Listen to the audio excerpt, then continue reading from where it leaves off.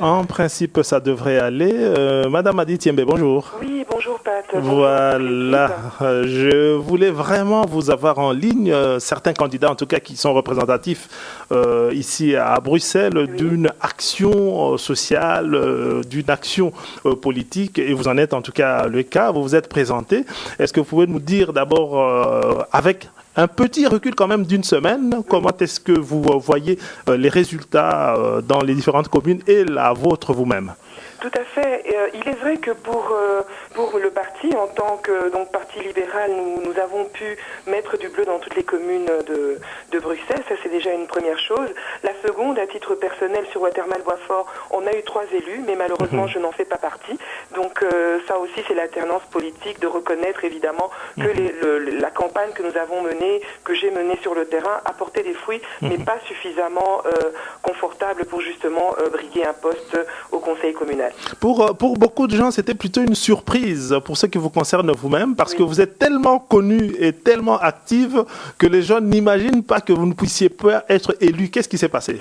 Mais ce qui s'est passé, c'est comme je le disais la dernière fois sur votre plateau, sociologiquement, on ne peut pas parler de communauté africaine ou même de communauté congolaise importante sur Watermal-Boisfort. Donc c'est vraiment la proximité qui joue, le contact au quotidien avec les gens, le travail notamment au niveau du conseil, du CPS, qui font que c'est cette notoriété-là qui était nécessaire pour pouvoir briguer un poste, mais elle n'a pas été au rendez-vous. Donc connue, oui, dans notre communauté, oui, auprès des associations, oui, mais pas vraiment un ancrage local qui aurait permis de faire une grande différence. Oui. En tout cas, Madi Tiembe, qu'on ne peut pas, comment dirais-je, accuser de n'être connu que dans la communauté africaine. Vous êtes tellement connu aussi dans les milieux belges que justement les gens s'attendaient absolument à ce que m'a dit. On ne se posait même pas la question, puis on s'est rendu compte que ça n'a pas été. On se dit, mais certainement que vous pouvez nous donner vous-même l'explication sur peut-être que la commune de Boisfort est particulière. On ne comprend pas très bien, mais vous avez donné un début d'explication par rapport à cette chose. Et alors, les 6 années qui viennent, comment est-ce que cela se présente pour vous? Mais pour moi, c'est que je vais continuer de toute façon, parce que comme je vous ai dit, en étant conseillère, CPS et même communale, on a une proximité avec les gens qu'on ne peut pas nier. Donc, que je sois élu ou pas, les gens continuent à m'appeler pour demander certains renseignements, pour demander une aide, un accompagnement, et tout ça, c'est aussi la proximité qui joue. Je vais continuer à le faire parce qu'il y a des gens qui m'ont fait confiance et qui ont voté pour moi. Absolument. Donc, je ne peux pas du jour au lendemain commencer à leur dire, écoutez, je ne suis pas élu, je ne vais plus m'occuper de vos préoccupations. Ça, ce serait vraiment dommage de ma part d'arrêter en si bon chemin. Mon engagement, je le continue, tant associatif que politique, et sur le terrain, donc les contacts avec le public, que ce soit le public du CPS ou au-delà, continuent de toute façon, quoi. Donc, évidemment, j'espère continuer les autres mandats qui ne sont pas des mandats électifs et éligibles, évidemment, le continuer auprès des gens, parce que c'est cela que les gens ont besoin, une écoute, une oreille, et à mon humble avis, j'ai pu assurer cela pour quelques-uns. Oui, mais ça ne peut pas nous empêcher quand même de constater, effectivement, comme vous le dites, que vous êtes reparti en course dès le lendemain. Oui. C'est comme si de rien n'était. Vous étiez déjà dans vos activités, mais pourtant d'autres pleurent encore jusqu'aujourd'hui. Mais je vous avoue, déjà, pour moi, c'est déjà la notion d'alternance. On ne peut pas se dire que lorsqu'on a un mandat, lorsqu'on a une position en vue, qu'on ne vit qu'au travers d'un mandat. Pas du tout. On peut pouvoir aider les gens au travers d'actions, au travers de sa disponibilité. C'est cela, justement, que les gens attendent de nous en tant que politiques élus ou non élus, parce que nous nous engageons pour tous les habitants. Donc, si nous n'avons pas un mandat, et que nous arrêtons l'engagement que nous avons fait auprès des habitants, ça veut dire que nous ne sommes pas destinés à pouvoir, embrasser une carrière politique. Donc pour moi, c'est la continuité. Cette continuité, surtout pour rappel aux auditeurs, c'est que le fait que je sois présente, qui a permis justement, il y a 1 an et demi, que je puisse devenir conseillère communale, donc d'être désignée conseillère communale. Donc le travail ne s'arrête pas avec une élection, le travail continue aussi après l'élection, parce que les gens sont présents dans notre quotidien et ils ont besoin que nous les accompagnions.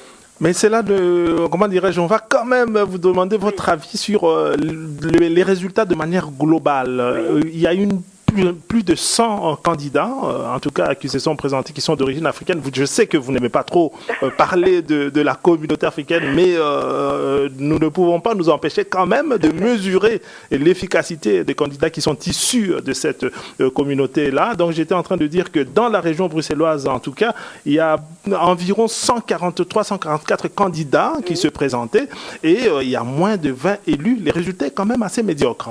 Mais tout à fait. Mais vous savez, c'est pas que je n'aime pas, parler de la communauté. Là n'est pas le propos.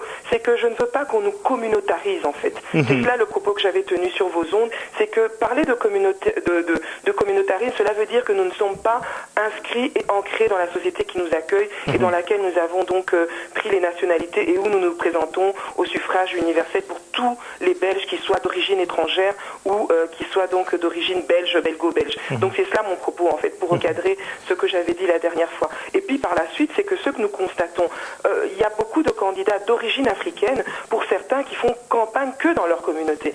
Donc il y a un manque d'ouverture qui fait que les gens se disent de toute façon, si je désigne celui-là, il va aider que les Ivoiriens, que les Congolais, que voilà, etc.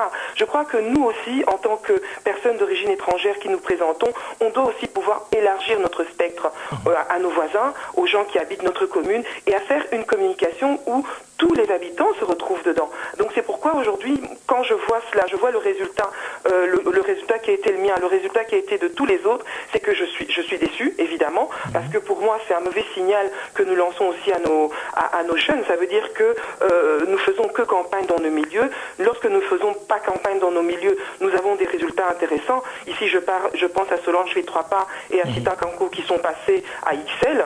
Donc voilà, il y a des résultats certains, mais qui ne sont pas à la hauteur de nos attentes, et je crois qu'il faudrait vraiment, comme je vous l'ai dit la dernière fois, qu'on puisse, nous, en tant qu'élus ou non élus d'origine africaine, de nous retrouver et de voir exactement ce qui a fonctionné et ce qui n'a pas fonctionné, et de changer les méthodes, en fait, notamment de campagne électorale. Vous avez cité Asita Kanko, elle fait un résultat assez exceptionnel. Hein? Tout à fait, parce que Asita, que je salue, elle a fait une campagne, elle a touché tous les habitants d'Ixelles. Elle est allée autant vers les habitants d'Ixelles néerlandophones, autant vers les francophones, autant vers comme les Africains, que pour les Belgo-Belges. Donc elle est allée vers tout le monde. Ça, on a pu voir que la campagne qu'elle a fait, c'est une campagne d'envergure. À mon sens, les gens devraient aussi s'inspirer de cela, parce qu'il ne faut pas cibler qu'une petite portion de la population, il faut cibler tout le monde, parce qu'on se présente pour représenter justement tous les habitants d'une commune et pas simplement une communauté. En tout cas, merci beaucoup Madi Thiembé pour tous ces avis et avis positifs en général dans votre langage en tout cas,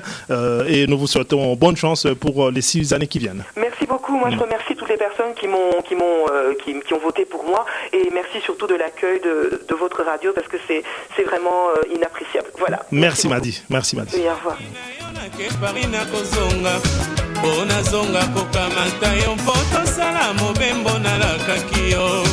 Sima na ngai banguna bakosi oteka voiture Pablo dimeni bango binemi na bandoki bapesi otoli luka ya yo la vie